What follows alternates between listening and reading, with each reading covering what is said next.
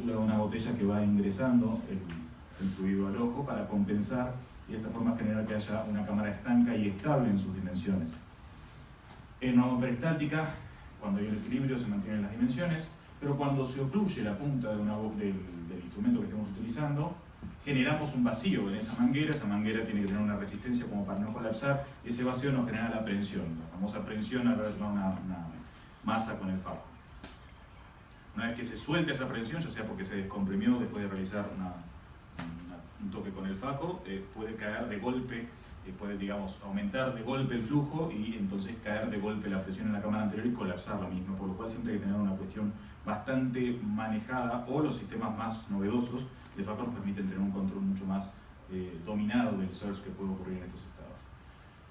La pieza de mano conectada. Ahora, cuando estamos en un vitrectomo, la fluídica es un poquito distinta, y es un poco distinta porque lo que estamos aspirando digamos, en el 90% de la faco son fluidos bastante poco viscosos, si bien puede ser sustancia viscoelástica o acuoso o Ringer, no es nada comparado con la resistencia que le imprime a esa succión algo tan denso como el vitrio, por lo cual lo que normalmente no sirve para el faco, como la fuerza que genera una bomba peristáltica, no es tal o no es tan suficiente como para mandar una vitrectomía y tiene que recurrir a un efecto Venturi. Un efecto Venturi es cuando hacemos circular gas a presión por un tubo que tiene un segmento de ese mismo colapsado, mejor dicho, más estrecho, genera que se genere un vacío directamente a nivel de cualquier sistema que esté conectado con una fuerza muchísimo mayor a aquella que se genera por la rotación de una bomba peristáltica.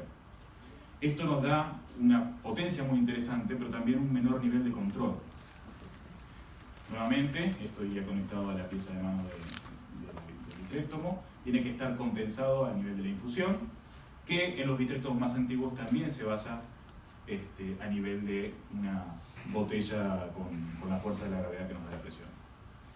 Si vamos a un vitrectomo antiguo, tenemos que la apertura de la boca del vitrectomo es pasiva gracias a un resorte, pero los vitrectomos más modernos lo que nos hacen es no tener tanto tiempo en el cual no puede ingresar más material y seguimos haciendo fuerza, sino que disminuyen al mínimo ya sea el tiempo de apertura o bien nunca llega a ocluir, ya que puede tener un corte de ida y venida. Es el sistema que se incorporó en el Constellation, es el sistema que se incorporó en el EVA, todos de los vitrectomos que más uso yo, por lo menos en la actualidad, por lo cual me voy a abocar un poco más a esto sin tener una relación comercial. Ahora bien, lo ideal sería poder tener ambas cosas, ¿no? Tener la fuerza para chupar vitrio cuando estamos en una cosa más grosera, como una vitrectomía central, con un efecto Venturi, pero también nos gustaría tener un poquito más de control, ese control lindo que tenemos con la faco, con la bomba peristáltica, cuando vamos hacia la periferia. Entonces, los sistemas más modernos lo que hacen es ya sea o contar con ambos sistemas o emularlos de alguna forma. Volvamos un poquito para atrás.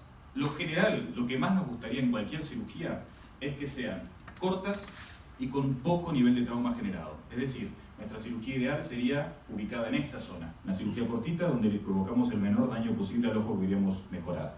Y el fracaso absoluto sería ubicarnos en esta otra zona, es decir, cirugías largas con mucho trauma. ¿Cómo hacemos para abocarnos a eso? Bueno, por un lado, tratando de limitar el trauma. ¿Y qué es lo que genera un trauma a nivel de una cirugía de las nuestras? Avísame si me voy con tiempo, si no. Básicamente la iatrogenia, romper cuando no queremos romper, la inflamación que provocan nuestras maniobras adentro del ojo, o que el ojo tiende a provocarse después por características personales, como tener antecedentes inflamatorios ureísticos y demás. Y, muy importante, y esto es una de las cosas que más ha cambiado en los sistemas más modernos de vitrectomía, el control de la PIO. Para poder controlar la PIO, los trócares valvulados creo que se imponen, que nos permiten cirugías más cortas, con menores calibres, sin necesidad de suturas, pero por sobre todas las cosas nos permite, al estar valvulados, tener un nivel constante que hasta se lo podemos marcar desde el aparato. En estos casos, habitualmente nos manejamos con levantar la botella, pero esto es demasiado lento para los niveles de respuesta que tenemos que tener en las vitrectomías modernas.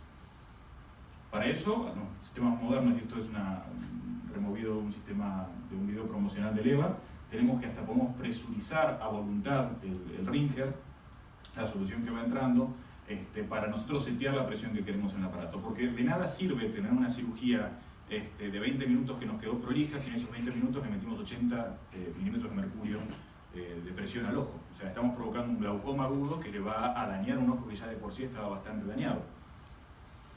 Y por otra parte, y esto viene un poquito remontándolo de atrás, estos sistemas que tienden a emular mediante varias cuestiones mecánicas, pero por sobre todas las cosas no es tanto lo que me interesa de cómo funcionan, sino lo que viene después, que es cómo sensan. La presencia de 3 sensores en la conexión con el cassette, en este sistema que se eleva y en otros sistemas modernos, es lo que nos garantiza el control y el dominio a lo largo de la fluídica de la vitrectomía. Bien, la clase que me pidió Roque en cuanto a fluídica terminaría por ahí.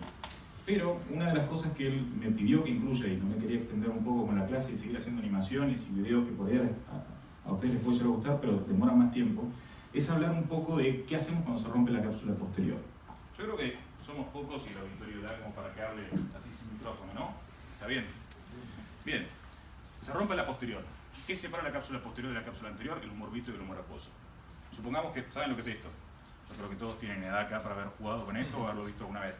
El tipo que inventó esto le puso de nombre Slinky. Nosotros vamos a decirle que es vitrio.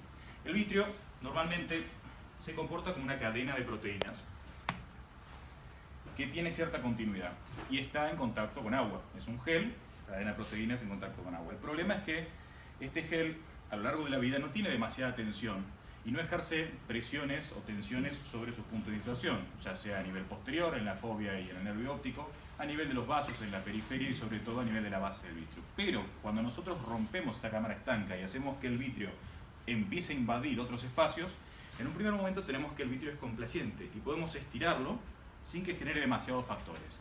Ahora, cuando empezamos a tironear el vitrio de más, vamos a ver que hay tensión. Y es bastante similar a lo que pasa en esto. Cede hasta que de golpe, y lo que está abajo es la retina, y me la puedo llevar, o la puedo debilitar, y facilito que el día de mañana tengo mayor chance de desprendimiento de retina.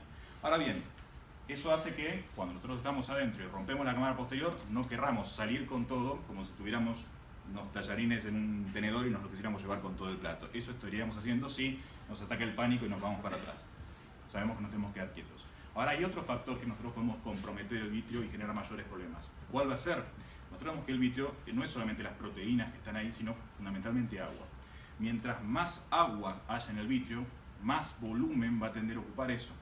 Mientras más volumen se tiende a ocupar, más tensión junto al vitrio. Mientras más tensión, más fricción sobre la retina. Entonces, la otra cosa que vamos a tratar de no hacer, no solamente no llevarnos el vitrio para afuera, ejerciendo tensiones mayores a las que el vitrio soporta, sino tratar de no hidratarlo.